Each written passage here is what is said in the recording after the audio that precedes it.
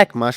সময়টা খুব বেশি না, কিন্তু এই অল্প সময়ে যেন 2 পৃথিবী ঘুরে 3 নম্বরের অপেক্ষায় শরীফুল ইসলাম।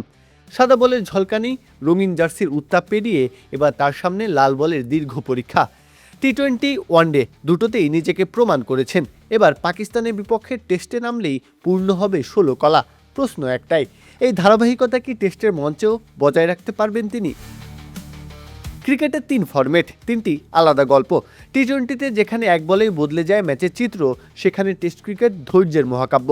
আর এই দুই চরম ভিন্নতার মাঝখানে দাঁড়িয়ে পারফর্ম করা সহজ নয় মোটেও। কিন্তু শরীফুল যেন সেই চ্যালেঞ্জকেই আপন করে নিয়েছেন। নিউজিল্যান্ডের বিপক্ষে ওয়ানডেতে শৃঙ্খল বোলিং, এরপর টি-20তে আগ্রাসী উপস্থিতি, দুটোতেই ছিল তার স্বাক্ষর। গতি, লাইন লেন্থ আর বুদ্ধিদীপ্ত ভেরিয়েশন, সব মিলিয়ে প্রতিপক্ষের জন্য হয়ে উঠেছিলেন এক অস্বস্তিকর নাম।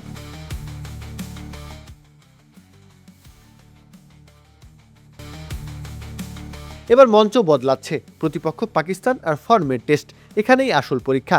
তবে শরীফুলের জন্য এই চ্যালেঞ্জটা একেবারে অচেনা নয়, কারণ সাম্প্রতিক সময়ে পিএসএল খেলেছেন তিনি। যদিও সেটা টি-20 টুর্নামেন্ট, তবুও পাকিস্তানের শীর্ষ ব্যাটারদের খুব কাছ থেকে দেখার সুযোগ হয়েছে তার। ড্রেসিং রুম ভাগ করেছেন বাবর আজমদের সাথে, বোলিং করেছেন মোহাম্মদ রিজন, সালমান আলী আঘাদের বিপক্ষে।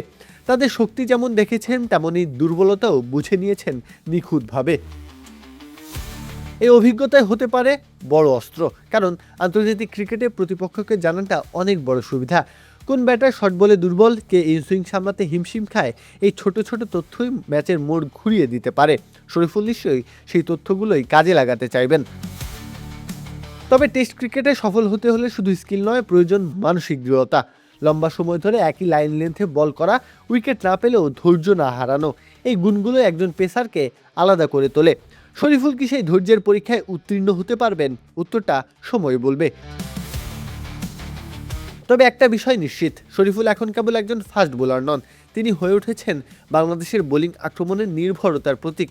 সাদা বলের উজ্জ্বলতা পেরিয়ে যদি লাল বলেও নিজের ছাপ রাখতে পারেন, তাহলে এই যাত্রা হয়ে উঠবে সত্যিকারের পূর্ণতা পাওয়ার গল্প। কাব্য, খেলা ৭১।